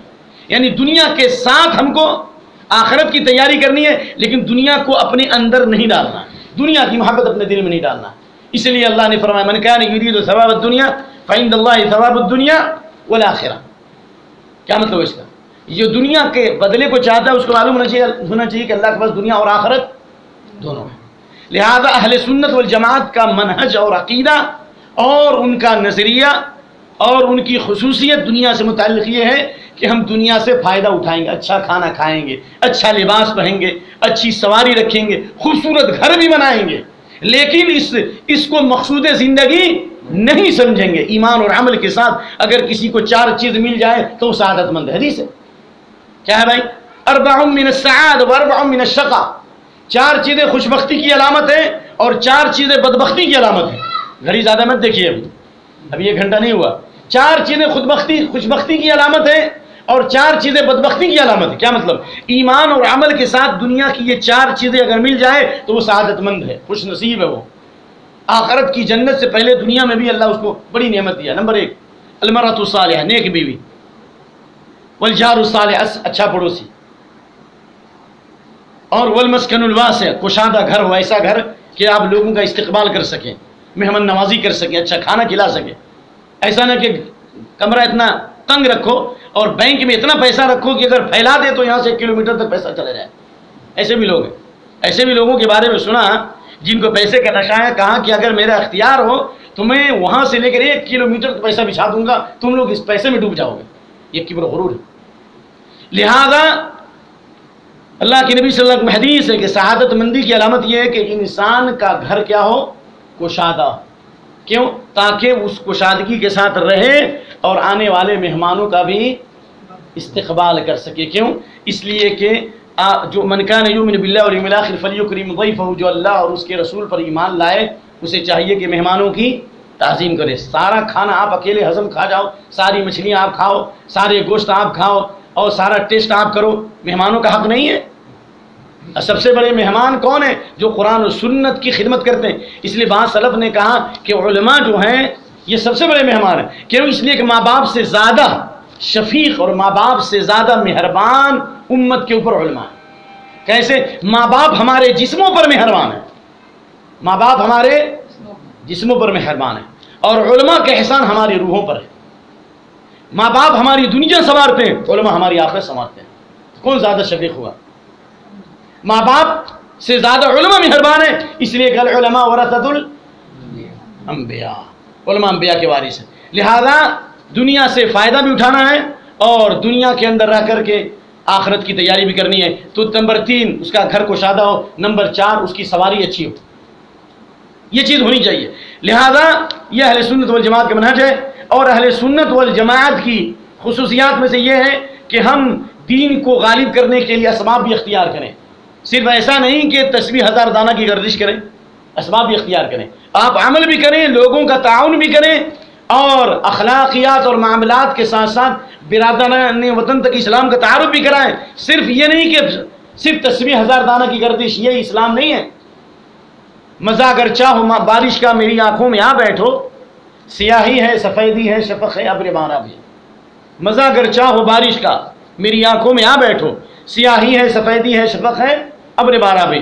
اگر آپ بارش کا مزہ چاہتے ہو تو آؤ، میرے پاس آؤ، کہ ہمارے یہاں عقیدہ بھی ہے، ہمارے عبادات بھی ہیں، ہمارے اخلاق بھی ہیں، معاملات بھی، ساری چیزیں مکمل اسلام ہے. اہل سنت والجماعت مکمل اسلام پر عمل کرتے ہیں. لہذا اہل سنت والجماعت کے اوپر اس حدیث کی صداقت ثابت ہوتی ہے جس میں آپ نے فرمایا میری امت میں ایک جماعت ہمیشہ حق پر قائم رہے گی اور ان کی مدد کی جائے گی، اور حق کی خاطر وہ لوگ لڑتے رہیں گے، اسلام کو پھیلاتے رہیں گے. ان کا مقصد زمین کے فساد کو دور کرنا، اصلاح کرنا ہے. اور اصلاح کے لیے ضروری ہے کہ برائی کو برائی کہو اور اچھائی کو اچھائی کہو. یعنی اچھائی کی تبلیغ کرو اور لوگوں کو برائی سے روکو. ورنہ ڈاکٹر صرف گولی دے، انجیکشن کیوں لگاتا؟ مت کہو انجیکشن لگانے کے لیے. سرجن کے پاس کیوں جاتے ہو؟ صرف میٹھی گولی لے لو. صرف میٹھی گولی سے اگر علاج ہوتا تو نبی صلی اللہ علیہ وسلم نے چور کے ہاتھ کیوں کاٹے؟ زانی کو سنسار کیوں کیا آپ نے؟ اس لیے اہل سنت والجماعت کی خصوصیت یہی ہے کہ وہ بھلائی کا حکم دیتے ہیں اور برائی سے روکتے ہیں. تأمرون بالمعروف وتنہون عن وتؤمنون. جب تک کہ ہم بھلائی کا حکم نہ دیں اور برائی سے نہیں روکیں گے ہمارا ایمان مکمل، کیونکہ ایمان بعد میں اور دعوت پہلے. اللہ نے کہا بھلائی کا حکم دیتے ہو، برائی سے روکتے ہو، توحید کی دعوت دیتے ہو، شرک سے روکتے ہو، سنت کی طرف بلاتے ہو، بدعت سے روکتے ہو، اطاعت کی طرف بلاتے ہو، معصیت سے روکتے ہو، اور اللہ پر ایمان لاتے ہو. اس لیے حضرت عمر کہتے ہیں من اراد ان یکون من هذه الامه فلیؤد شرط اللہ. جو اس امت میں شامل ہونا چاہتا ہے اسے چاہیے کہ اللہ نے اس امت میں شامل ہونے کی جو شرط رکھی اس کو پوری کرے. اس امت میں اگر کوئی شامل ہونا چاہتا ہے نا، کیا مطلب ہوا اس کا؟ یعنی یہ امت جس کے بارے میں آپ نے فرمایا انتم موفون 70 امہ، یہ امت جو مسلمان ہے امت اجابت 70 امتوں کے مقابلے میں اکیلے ہیں. یعنی 70 امتیں ایک طرف اور یہ امت انتم خیر وابسکا اللہ، 70 امتوں میں تم سب سے بہتر اور اللہ کے نزدیک پاک اور صاف ہو. بلکہ اللہ کے نبی صلی اللہ علیہ وسلم نے اس امت کی خصوصیات سے متعلق بیان فرمایا اگر آپ کے اندر یہ خصوصیت ہے تو آپ اس میں شامل ہیں. ورنہ نہیں اہل الجن، یہ حدیث جو میں نے پیش کی یہ بھی مسند احمد کی اور یہ بھی مسند احمد کی ترمذی کی، اہل الجن جنت میں 120 صف، جنتیوں کی 120 صفیں ہوں گی. کتنی صفیں ہوں گی؟ 120. 80 من هذه الامه، 80 صفیں صرف اس ایک امت کی ہوں گی. 120 میں سے 80 صف اس امت کی. اور امت میں شامل ہونے کے لیے ضروری ہے کما قال عمر تامرون بالمعروف وتنهون وتؤمنون بالله. امت میں اسی وقت شامل ہوں گے، 120 صفوں میں اسی وقت جگہ ملے گی جب تامرون بالمعروف وتنهون عن المنکر وتؤمنون بالله، بھلائی کا حکم دے برائی سے روکے اور اللہ پر ایمان لائے، جس طرح صحابہ ایمان لائے. معلوم ہو گیا نا؟ اسی لیے امام قرطبی کہتے ہیں کہ مدح اللہ یا مدح لهذه الامه ما قاموا ذلك واتصفوا به فاذا تركوا التغيير وتواطؤوا على المنكر زال عنهم اسم المدح ولحقهم اسم الذم وكان ذلك سببا لهلاكهم. کیا مطلب؟ اللہ نے اس امت کی تعریف کی ہے کہ جب تک کہ وہ برائی سمجھیں گے، برائی سے لوگوں کو روکیں گے، فساد سے روکیں گے، لیکن جب برائی سے روکنا چھوڑ دیں گے اور برائی میں ڈوب جائیں گے تو اللہ تعالیٰ ان کو اسی طرح ہلاک و برباد کر دے گا جس طرح پچھلی امتیں. لہذا اس امت مسلمہ کی اہل سنت والجماعت کی خصوصیت یہی ہے کہ بھلائی کا حکم دیتے ہیں اور برائی سے روکتے ہیں. چند فرق امام ابن قیم رحمۃ اللہ علیہ نے بتایا ہے، وہ میں گنا کر کے بات ختم کرتا ہوں. نمبر 1، جلدی سنیے، اہل السنہ یترکون اقوال الناس للسنہ. اہل سنت وہ ہیں جو لوگوں کی باتوں کو، بزرگوں کی باتوں کو چھوڑ دیتے ہیں لیکن سنت کو نہیں چھوڑتے. یعنی سنت سے مراد بولیے پھر سے سنت کی تعریف، قرآن اور حدیث، خلفائے راشدین اور خیر القرون کے مسلمانوں کا عمل، یہ سب سنت میں داخل ہے. یعنی نبی صلی اللہ علیہ وسلم قرآن سے، حدیث سے، صحابہ کے آثار سے جو دلیل ملتی ہے تو اس کی روشنی میں کسی دوسروں کے قول کو فوقیت نہیں دیتے. لیکن بدعتی کی پہچان کیا ہے؟ اہل البدع یترکون سنت لاقوال الناس. بدعتی لوگ وہ ہیں جو لوگوں کی باتوں اور بزرگوں کی باتوں کی وجہ سے سنت کو چھوڑتے ہیں.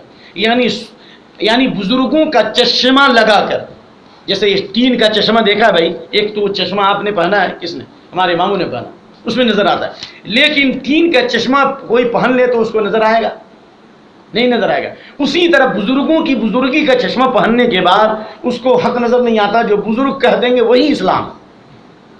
تو اس لیے کہا کہ جو بزرگوں کی باتوں کو چھوڑتے ہیں سنت کو نہیں، بزرگوں کی باتوں کو پکڑتے ہیں لیکن سنت کو چھوڑ دیتے ہیں. نمبر 2، اہل سنت والجماعت جو لوگوں کی باتوں کو سنت پر پیش کرتے ہیں، یعنی علماء کی باتوں کو، ائمہ کی باتوں کو سنت پر پیش کرتے ہیں، جو سنت کے مطابق ہوتی ہیں انہیں لیتے ہیں اور جو سنت کے خلاف ہوتی ہیں ان کو چھوڑ دیتے ہیں. ایسے بے شمار اقوال ہیں. حضرت عبداللہ بن عمر رضی اللہ تعالیٰ عنہ نے حج سے تمتع کیا، جبکہ ان کو کہا گیا کہ آپ کے والد عمر بن خطاب کہتے ہیں کہ تمتع نہیں ہے، حضرت اللہ کے نبی کے زمانے کے لیے خاص تھا. حدیث نے ترمذی کی کہ نہیں معلوم ہے، تو کیا کہ امر ابی یتبع قول رسول اللہ، ترمذی کے الفاظ ہیں، کیا رسول اللہ صلی اللہ علیہ وسلم کی بات مانی جائے گی یا میرے باپ کی بات مانی جائے گی؟ تو اس لیے اہل سنت وہ ہیں جو بزرگوں کی باتوں کو سنت پر پیش کرتے ہیں، جو سنت کے مطابق ہوتی ہیں لیتے ہیں، جو سنت کے خلاف ہوتی ہیں اس کو کیا کرتے ہیں؟ چھوڑ دیتے ہیں. اس لیے لیکن بدعتی لوگ وہ ہیں جو سنت کو اپنی بزرگوں کی باتوں پر پیش کرتے ہیں، جو ان کی رائے کے مطابق ہوتی ہے اس کو لیتے ہیں، جو ان کی رائے کے خلاف اس کو چھوڑ دیتے ہیں. نمبر 3، اہل سنت والجماعت یدعون عند التنازع الى التحاكم الى السنة دون عقول الرجال. اہل سنت کی پہچان یہ اختلاف کے وقت وہ سارے اختلافات کو قرآن و سنت کی طرف لوٹاتے ہیں، لوگوں کی رائے کو اور اس کی فکر کو اہمیت نہیں دیتے. لیکن جو بدعتی لوگ ہوتے ہیں یدعون عند التنازع الى التحاكم الى عقول الرجال، وہ سنت کے بارے میں یعنی جب اختلاف ہوتا ہے تو اختلاف کا حل شخصیات میں تلاشتے ہیں، بزرگوں کی باتوں میں تلاشتے ہیں. نمبر 4، اہل سنت والجماعت کے سامنے جب رسول اللہ صلی اللہ علیہ وسلم میں کوئی حدیث ثابت ہو جائے تو اس پر فوراً عمل کرتے ہیں اور اس کے بارے میں عقیدہ رکھتے ہیں کہ جو اس کو چھوڑے گا وہ دین سے کیا ہو جائے گا؟ گمراہ ہو جائے گا. اس لیے امام شافعی رحمۃ اللہ علیہ کا مشہور جملہ ہے، کل قولی وکل عملی قلت به او عملت به اذا خالف قولی او عملی قول الرسول صلی اللہ علیہ وسلم فارجع عنه فی حیاتی بعد موت. امام شافعی رحمۃ اللہ علیہ نے کہا ہر وہ بات، ہر وہ عمل جو میں نے کہا یا کیا نبی صلی اللہ علیہ وسلم کی سنت کے اگر خلاف ہے تو میں اپنی زندگی میں بھی اس سے رجوع کرتا ہوں اور مرنے کے بعد بھی رجوع کرتا ہوں. لہذا میری بات کو اگر کسی نے لیا، سنت کو چھوڑا، تو میں اس کو اپنا دشمن سمجھتا ہوں. امام شافعی رحمۃ اللہ علیہ کا مشہور جملہ ہے جو مختلف کتابوں کے اندر موجود ہیں. اور امام شافعی رحمۃ اللہ علیہ کی مشہور مشہور حکمت کہ اجمع الناس علی من استبانت لہ سنت رسول اللہ صلی اللہ علیہ وسلم یکن لہ یدع لقول احد. پوری امت کے علماء کا اس بات پر اجماع ہے کہ جس کے سامنے سنت واضح ہو جائے اس کے لیے کسی شخصیت کی پیروی کرنا جائز نہیں ہے. اللہ اکبر. چلیے، اہل سنت والجماعت حدیث آثار، سلفی آثار کی مدد کرتے ہیں. حدیث اور جو تابعین اور صحابہ کے اقوال ہوتے ہیں ان کو اہمیت دیتے ہیں. بدعتی لوگ اپنی باتوں کو اور اپنے مذہب کو آگے کرتے ہیں. اہل السنہ اذا ذکروا السنہ وجرۃ الدعوۃ الیہ نفرت من ذلک قلوب اہل البدع. اہل سنت والجماعت جب قرآن و سنت کی بات کرتے ہیں، صحابہ اور سلف کی بات کرتے ہیں اور کہتے ہیں کہ قرآن و سنت کی طرف دعوت دیا جائے، صحابہ کے منہج کی طرف دعوت دی جائے، بدعتی کے لوگوں کے دل کیا ہو جاتے ہیں؟ نفرت سے بھر جاتے ہیں. اس لیے شیخ عبد القادر جیلانی رحمۃ اللہ علیہ نے اپنی کتاب غنیۃ الطالبین میں بدعتی کی پہچان بتائی. علامت اہل البدع، علامت اہل البدع الوقیۃ فی اہل الاثر اے فی اہل السنہ. بدعتی کی پہچان یہ کہ اہل سنت کے اوپر طعنہ زنی کریں گے. سمجھ میں آئی بات؟ اور امام احمد بن حنبل رحمۃ اللہ علیہ اور اسی طریقے سے احمد بن سینا، یحییٰ بن سعید القطان اور دیگر لوگوں کا قول ہے اہل الحدیث لا یبغضهم الا مبتدع. اہل حدیث جو قرآن و سنت پر عمل کرتے ہیں ان سے دشمنی رکھنے والے یا ان سے بغض رکھنے والے بدعتی ہی ہو سکتے ہیں. اللہ اکبر. تو کہتے ہیں کہ اہل السنہ یعرفون الحق ویرحمون الخلق. اہل سنت حق کو پہچانتے ہیں اور مخلوق پر رحم کرتے ہیں. مخلوق کے ساتھ کیا کرتے ہیں؟ رحم کرتے ہیں، ان کے ساتھ شفقت کرتے ہیں، احسان کرتے ہیں. بدعتی لوگ حق کو جھٹلاتے ہیں اور مخلوق کو کافر کہتے ہیں. فلاں آدمی کافر، فلاں اسلام سے خارج، فلاں اسلام سے خارج. ان کے پاس نہ علم ہوتا اور نہ ان کے اندر رحمت کا مادہ ہوتا، بلکہ لوگوں کے سامنے یعنی ذلیل کرتے ہیں. اہل سنت وہ لوگ ہیں جو سنت کی بنیاد پر ایک دوسرے سے محبت کرتے ہیں اور سنت چھوڑنے کی وجہ سے اس سے کیا کرتے ہیں؟ نفرت کرتے ہیں. بدعتی لوگ ہیں جو بزرگوں کی اقوال کی بنیاد پر محبت کرتے ہیں اور جو ان کے بزرگوں کے قول کو چھوڑ دے اس سے کیا کرتے ہیں؟ دشمنی رکھتے ہیں. اہل سنت والجماعت نے کوئی ایسا اصول نہیں بنایا، کوئی ایسا قانون نہیں بنایا قرآن و سنت کو چھوڑ کر جس کی روشنی میں لوگوں سے بحث کریں اور جو اس اصول سے نکل جائے اس کو فاسق کہیں. بلکہ اہل سنت والجماعت کے نزدیک اصول کیا ہے؟ کتاب و سنت اور صحابہ کا فہم. قرآن و سنت اور صحابہ کا فہم. اسی لیے لیکن بدعتیوں کے پاس کیا ہے؟ بزرگوں کے اقوال ہیں. اس لیے کہتے ہیں اہل سنت والجماعت سے جب کہا جائے قال اللہ العلم، امام ابن قیم کہتے ہیں العلم قال اللہ قال الرسول، العلم قال اللہ قال رسولہ قال الصحابۃ هم اولو العرفان. العلم قال اللہ قال رسولہ قال الصحابۃ هم اولو العرفان. ما العلم نسبک للخلاف صفاحۃ بین الرسول و بین رأی فلان. کیا مطلب ہوا اس کا؟ علم یہ نہیں ہے فلاں کا قول، اختلاف پیش کرنا یہ علم نہیں ہے. اور علم یہ نہیں ہے کہ نبی صلی اللہ علیہ وسلم کی بات اور فلاں بزرگ کی بات، بلکہ علم وہ ہے جو اللہ نے کہا، رسول نے کہا اور صحابہ نے کہا. اس لیے کہتے ہیں اذ اجمع العلماء ان مقلدا للناس والاعمى اخوان. اذ اجمع العلماء ان مقلدا للناس والاعمى اخوان. یعنی صحابہ کا اور سلف صالحین کا اجماع ہے کہ جو قرآن و سنت کے مقابلے میں لوگوں کی تقلید کرتا ہے، مقلد اور اندھا دونوں کیا ہے؟ برابر ہے. جس طرح اندھے کو راستہ نظر نہیں آتا اسی طرح جو اندھے کی آنکھ اندھی ہوتی ہے مقلد کا دل اندھا ہوتا ہے. امام ابن قیم نے کہا اندھے کی آنکھ اندھی ہوتی ہے، اس کو راستہ نظر نہیں آتا، لیکن مقلد کا دل اندھا ہوتا ہے، اس کو کتاب و سنت نظر نہیں آتی. اللہ اکبر اللہ اکبر. کتنی اہم بات ہے. اسی طریقے سے کہتے ہیں اہل سنت والجماعت لیس لهم هوى سوى السنہ. یعنی ان کے خواہشات نہیں ہوتے. کیا مطلب؟ اپنی خواہشات کے مقابلے میں قرآن و سنت ہی اصل ہے، لیکن جو بدعتی ہوتے ہیں اپنے خواہشات اور بزرگوں اور مشائخ کے اقوال کے مطابق زندگی گزارتے ہیں. بیعت و ارشاد کرتے ہیں، فلاں سے بیعت لو تو چھٹی ہو جائے گی، فلاں کا جھوٹا کھا لو تو زندگی بدل جائے گی، فلاں قبر پر ایک بزرگ نے مراقبہ کیا تو قبر سے آواز آئی کہ میرے اوپر کیا پڑھنا؟ درود تنجینا پڑھنا. یہ سارے خرافات ہیں، یہ دین نہیں ہے. اس لیے یہ اہل سنت اور اہل بدعت میں یہ چند فروق امام ابن قیم رحمہ اللہ نے پیش کیے. موضوع بہت ہی طویل اور شاخدار ہے، یعنی اس موضوع کے اندر بہت ساری شاخیں اور بہت ساری برانچیں ہیں، لیکن یہ چند جھلکیاں یا چند چھینٹے آپ کی خدمت میں پیش کیے گئے. حالانکہ ابھی میں نے بتایا کہ میں کسی پریشانی سے ابھی اچانک گزر رہا ہوں اور جو اللہ اور بندے کے درمیان ہے، آپ بھی دعا کریں اور میں بھی دعا کرتا ہوں کہ اللہ تعالی ہمیں اس پریشانی کو دور فرمائے۔ اخیر میں چند باتیں خواتین اسلام سے میں گزارش کرتا ہوں کہ اللہ تعالیٰ نے آپ کو فضیلت دی، کیونکہ اللہ کے نبی صلی اللہ علیہ وسلم نے فرمایا کہ کمل من الرجال، اللہ کے نبی نے فرمایا کمل من الرجال کثیر ولم یکمل من النساء الا کذا وکذا، مردوں میں بڑے بڑے باکمال پیدا ہوئے لیکن عورتوں کے اندر 3 عورتیں، بعض روایت میں 4، بعض میں 5 عورتیں باکمال ہوئیں۔ حضرت آسیہ بنت مزاحم، حضرت آسیہ امرۃ فرعون، اور حضرت مریم بنت عمران، اور حضرت خدیجہ، اور حضرت فاطمہ، اور حضرت عائشہ کے بارے میں آپ نے فرمایا فضل عائشہ علی النساء کفضل الثرید علی سائر الطعام، عائشہ رضی اللہ عنہ کی فضیلت تمام عورتوں پر ایسی ہی ہے جیسا کہ سرید کھانے کی فضیلت تمام کھانوں پر ہے۔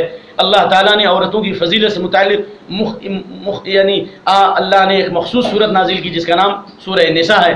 عورتوں کو حقوق دیے، اسلام نے سب سے پہلی مرتبہ عورتوں کو حقوق دیے، ورنہ اسلام کی آمد سے پہلے، محمد صلی اللہ علیہ وسلم کی آمد سے پہلے عورتوں کو یعنی بچیوں کو زندہ درگور کر دیا جاتا تھا اور عورتوں کو میراث میں بانٹ دیا جاتا تھا، ان کا کوئی حصہ متعین نہیں ہوتا تھا۔ لیکن اللہ نے سورہ نساء کی آیت نمبر 7 میں کہا للرجال نصیب مما ترک الوالدان والاقربون وللنساء نصیب مما ترک الوالدان والاقربون مما قل منه كثر، جس طرح مردوں کا حصہ ہے میراث کے اندر، اسی طریقے سے عورتوں کا حصہ بھی میراث میں ہے۔ چنانچہ حضرت سعد بن ربی کی وفات کے بعد یا ان کی شہادت کے بعد ان کے سارا مال ان کے چچوں نے لے لیا، تو سعد بن ربی کی بیوی اللہ کے نبی صلی اللہ علیہ وسلم کی خدمت میں آئی، کہا یا نبی اللہ ہاتان ابنتا سعد بن ربی، یہ سعد بن ربی کی دونوں بیٹیاں ہیں، اب ان کی شادیاں نہیں ہوئیں، ان کے سارے مال کو یعنی ہمارے شوہر نامدار کے سارے مال کو ان کے بھائیوں نے لے لیا، ان کے چچوں نے لے لیا، کچھ نہیں چھوڑا۔ اور آپ جانتے ہیں کہ ولا ينكحان الا ولهما مال، بچیوں کی شادیوں کے لیے مال کا ہونا بھی ضروری ہے۔ تو اللہ تعالیٰ نے آیت نازل کی یوصیکم اللہ فی اولادکم للذکر مثل حظ الانثیین، اللہ نے سورہ نساء کی آیت میں 11-12 نازل کی جس میں عورتوں کو مکمل حقوق دیے گئے، ماں کی حیثیت سے، بیوی کی حیثیت سے، بہن کی حیثیت سے اور پھوپھو کی حیثیت آخری۔ تو یہ عورت کی فضیلت ہے، اور عورت کی فضیلت کے یہی کافی ہے کہ نبی صلی اللہ علیہ وسلم کے زمانے میں 700 ایسی صحابیات تھی جو قرآن و سنت کا علم حاصل کرتی، دعوت کا کام کرتی تھی۔ نبی صلی اللہ علیہ وسلم کے زمانے میں جو انقلاب آیا، صحابہ میں اسلام پھیلا، بے شمار صحابہ مسلمان ہوئے، پورے قبیلے قریش کی عورتیں جو مسلمان ہوئی، ان تمام کے اندر عورتوں کا اہم کردار ہے۔ پورے قبیلے قریش کی عورتیں مسلمان ہوئی ہیں صرف ایک عورت کی تبلیغ سے۔ آپ بھی انقلاب لائیں، آپ بھی کتاب و سنت پیش کریں ام شریک کی تبلیغ سے، اور ام سلیم کی تبلیغ سے ہونے والے شوہر مسلمان ہوئے، ابو طلحہ، اللہ اکبر، جن کے شان میں اللہ نے آیت نازل کی یؤثرون علی انفسہم ولو کان بہم خصاصہ، اور مسلمانوں کا دشمن اور انسانیت کا دشمن ابو جہل کا بیٹا، جس کے بارے میں اللہ کے نبی صلی اللہ علیہ وسلم نے فرمان جاری کیا کہ اس کا خون حلال ہے، اور وہ بھاگا وہاں سے اکرمہ بن ابی جہل، لیکن اس کی بیوی ام حکیم کی تبلیغ سے مسلمان ہو گیا، پکا مسلمان ہوا کہ اس نے حضرت ابو بکر صدیق کے زمانے میں جب مسلمہ کذاب سے جنگ ہوئی تو اس نے بہادری کے ساتھ جنگ کی۔ اللہ اکبر، عورتوں کا بہت اہم رول رہا ہے۔ اور آج کے دور میں بھی میں کہتا ہوں کہ آج دیکھیے کہ یہ مکتبۃ الشاملہ یہاں پر موجود ہے، 10,000 کتابیں موجود ہیں۔ میں نے ابن عثیمین اور بڑے بعض ان کے شاگردوں کے ذریعے معلوم کیا کہ اس مکتبۃ الشاملہ میں سب سے بڑی محنت فاضل باصلاحیت عورتوں کی، جنہوں نے پردے میں رہ کر کے دین کی خدمت کی۔ شیخ البانی کی وفات کے بعد سلسلہ حدیث صحیحہ کی صرف 7 جلدیں تھیں، لیکن بقیہ جلدیں جو نکلی ہیں ان میں ان کی بیٹی کا اہم کردار ہے۔ اللہ اکبر۔ اسی طریقے سے آپ دیکھیے دنیا کا سب سے بڑا سنگر مانا جاتا تھا عبداللہ صومالی، اپنی بیوی کی تبلیغ سے وہ پکا موحد بنا اور وہ یعنی مکہ کے ایک مسجد کا مؤذن بن گیا۔ تو آپ کا بھی اہم رول ہونا چاہیے۔ یہ جاپانی نو مسلمہ جس نے سورہ نور کی آیت نمبر 31 اور 32 کا مطالعہ کیا اور مسلمان ہوئی، تو اس نے کہا کہ میں نے جب سورہ نور کا مطالعہ کیا اور میں نے کلمہ توحید اور کلمہ رسالت کا اقرار کیا اور میں نے اپنے چہرے کو چھپایا تو ایسا لگا کہ میں شہزادی ہوں اور ایسا لگا کہ میں دنیا کی سب سے خوش نصیب عورت بن گئی۔ اللہ اکبر۔ عائشہ نامی ضلع چتور کی عورت جس نے اپنی سہیلیوں کے ذریعے، جنہوں نے ان کے سورہ نور کی آیات پیش کی اور اسلام کی خوبیاں پیش کی، مسلمان ہو گئی اور آج اسلام کی تبلیغ کر رہی ہیں، ہزاروں عورتیں مسلمان ہو گئی۔ تو آپ بھی اس معاشرے میں رہ کر کے انقلاب لا سکتی ہیں۔ کیوں؟ اس لیے کہ کسی بھی انقلاب کے پیچھے عورت کا اہم رول ہے۔ دنیا میں کوئی بھی باب کمال انسان پیدا ہوا ہے، کہیں نہ کہیں عورت کا اس میں اہم رول ہے، ماں کی حیثیت سے، بیوی کی حیثیت سے، بہن کی حیثیت سے اور چچی کی حیثیت سے، پھوپھی کی حیثیت سے۔ آپ بھی اہم رول ادا کر سکتی ہیں۔ اس لیے ایک فلسفی کا قول ہے، مجھے ایک بہترین عورت دو، میں تم کو ایک بہترین سماج دیتا ہوں۔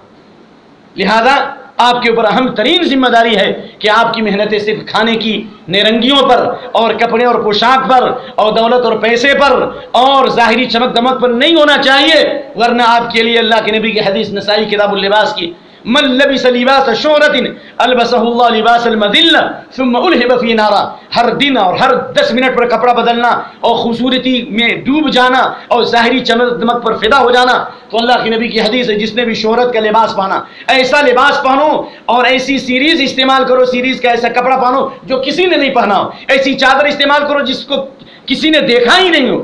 جو شہرت کا لباس پہنے گا یا جو عورت شہرت کا لباس پہنے گی، اللہ اس کو ذلت کے لباس پہنائے گا، یعنی دنیا میں بھی اور آخرت میں، بالخصوص آخرت میں۔ ثم الہب فیہ نارا، اور پھر اللہ تعالیٰ اس کپڑے کو اللہ تعالیٰ جہنم کی آگ سے بھڑکائے گا، اس کپڑے کو اللہ تعالیٰ بھڑکائے گا، جہنم کی آگ سے بھڑکائے گا، اعوذ باللہ۔ لہذا یہ چند باتیں اپنی خواتین اسلام کے لیے بھی میں نے اختصار کے ساتھ پیش کیا ہے۔ جس طرح صحابیات نے ہر میدان میں خدمت کی، آپ کے لیے ضروری ہے کہ آپ بہترین شریک حیات کی حیثیت سے اور اپنی اولاد کی تربیت کی حیثیت سے اور معاشرے میں ایک پاکیزہ اور عفت مآب خاتون کی حیثیت سے اہم انقلاب پیدا کر سکتی ہیں اور کتاب و سنت کے فریضے کو انجام دے سکتی ہیں۔ یہ کوئی نہ کچھ مال و دولت نہ دھن جائے گا، فقط ساتھ تیرے کفن جائے گا، نہ کچھ کام آئے گی شاہی تری فقیری سے کچھ کام بن جائے گا، یہ دنیا کی دولت یہ حرص و ہوس ہواؤں کی چھلنی میں چھن جائے گا، یہ ساری چیزیں ظاہری چمک دمک بہت جلد ختم ہونے والی ہیں اور قبر کی منزل ہمارے سامنے ہے اور اس کے بعد آخرت کا مرحلہ ہے۔ لہذا جس نے دنیا کو صحیح طور پہ سنوار لیا اس کے لیے اللہ تعالیٰ نے وجوہ یومئذ ناظرۃ الی ربہا ناظرہ تر و تازگی رکھی ہے، اور جس نے دنیا کو میں ضائع کر دیا اور اپنے وقت کو برباد کر دیا اس کی دنیا بھی تباہ اور آخرت بھی تباہ۔ اللہ کے اسماء حسنہ صفات اولیٰ سے دعا ہے کہ اللہ تعالی ہم سب کی نیتوں میں اخلاص عطا فرمائے، ہمارے گناہ کو دور فرمائے اور حق کو سمجھنے کی توفیق عطا فرمائے، اور اللہ ہمیں سعادت مندی والی زندگی نصیب فرمائے، ہمارے بیویوں بچوں کو آنکھوں کی ٹھنڈک بنائے۔